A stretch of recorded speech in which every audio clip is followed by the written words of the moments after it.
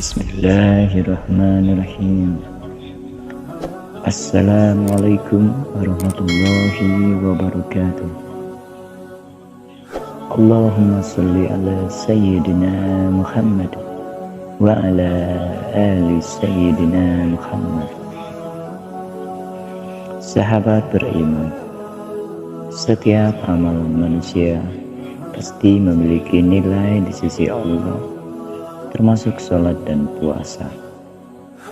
Di dalam Islam, sholat dan puasa memiliki kedudukan yang sangat agung dan istimewa. Bahkan ibadah puasa mendapat ganjaran langsung dari Allah. Tapi tahukah Anda, ada satu amalan yang paling dicintai Allah dari Nabi Musa alaihi salam. Mari kita simak kisah berikut ini. Seperti diketahui, Nabi Musa adalah nabi yang bisa berbicara dengan Allah Azza wa Jalla, sehingga dijuluki Kalimullah. Kisah beliau paling banyak diceritakan di dalam Al-Quran. Setiap kali hendak bermunajat, Nabi Musa akan naik ke Bukit Tursina. Di atas bukit itulah beliau akan berbicara, bertanya, dan Allah akan menjawab pada waktu itu juga.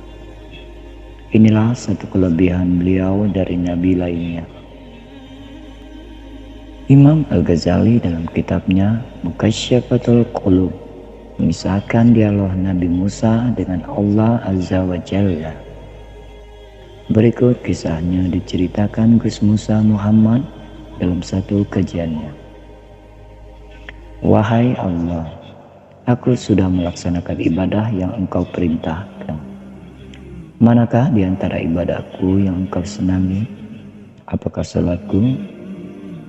Allah kemudian menjawab pertanyaan Nabi Musa. Salatmu itu hanyalah untukmu sendiri, karena salat membuat engkau terpelihara dari perbuatan keji dan mungkar. Kemudian Nabi Musa bertanya lagi, apakah zikirku? Allah menjawab, zikirmu ini untuk dirimu sendiri. Kemudian Nabi Musa bertanya lagi, apakah zikirku? Allah menjawab, zikirmu itu untuk dirimu sendiri, karena zikir membuat hatimu menjadi tenang. Nabi Musa masih penasaran, apakah puasaku? Allah menjawab, puasamu itu hanya untukmu saja, karena puasa melatih diri dan mengekang hawa nafsumu. Lalu ibadah apa yang engkau sukai ya Rabb? Kemudian Allah menjawab, tatkala engkau membahagiakan orang yang sedang kesusahan dengan sedekah, sesungguhnya aku berada di sampingnya. Ada satu kisah hikmah. Satu ketika hiduplah sepasang suami istri yang merasa hidupnya penuh dengan kemiskinan. Saat mereka sedang beristirahat, sang istri bertanya pada sang suami, wahai suamiku, bukankah Musa adalah seorang nabi yang bisa berbicara dengan Tuhannya? Kemudian suaminya menjawab, iya benar. Kalau begitu, kenapa kita tidak pergi mendatanginya dan mengadukan keadaan kita kepadanya? Kita meminta padanya agar berbicara kepada Tuhannya tentang keadaan kita dan memintakan diberikan kekayaan, ucap sang istri.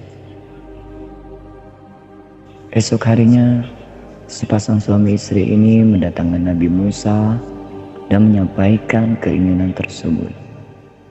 Lalu Nabi Musa kemudian bermunajat kepada Allah dan menyampaikan keinginan mereka. Allah berfirman, wahai Musa, katakanlah kepada mereka, aku akan memberikan kepada mereka kekayaan. Namun kekayaan itu aku berikan hanya 1 tahun. dan setelah 1 tahun akan aku kembalikan mereka menjadi orang miskin kembali. Nabi Musa menyampaikan kepada suami istri itu bahwa Allah telah mengabulkan permohonan mereka dengan syarat kekayaan itu hanya berlangsung 1 tahun.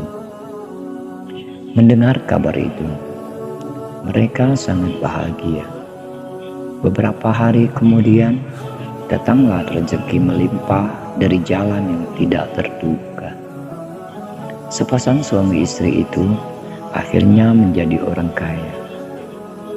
Melihat keadaan yang sekarang, mereka memutuskan untuk menggunakan hartanya membantu orang-orang yang membutuhkan, hingga membangun tempat singgah para musafir.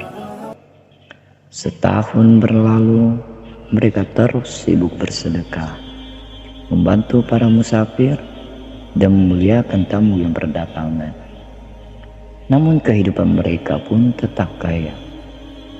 Nabi Musa terheran, lalu bertanya kepada Allah seraya berkata, "Wahai Rabb, Engkau telah menetapkan syarat kepada mereka hanya 1 tahun.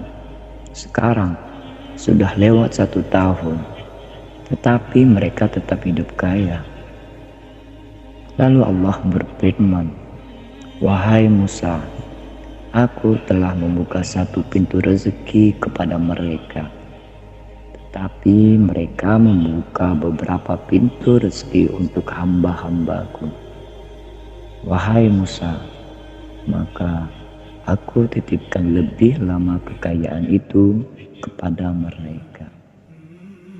Kemudian Nabi Musa menjawab, "Maha suci Engkau ya Allah, betapa mulia urusanmu dan maha tinggi kedudukanmu." Inilah hikmah dan keutamaan orang yang berjihad dengan harta dan membantu kesulitan orang lain. Allah berfirman di dalam Al-Quran yang artinya, "Katakanlah, sungguh Tuhanku melapangkan rezeki dan membatasinya bagi siapa yang Dia kehendaki di antara hamba-hambanya. Dan apa saja yang kamu infakkan, Allah akan menggantinya, dan Dialah pemberi rezeki yang terbaik." Quran Surah Saba ayat 39.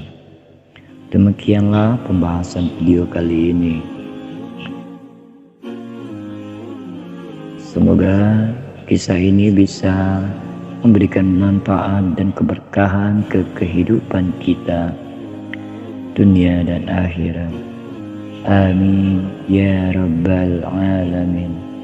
Assalamualaikum warahmatullahi wabarakatuh.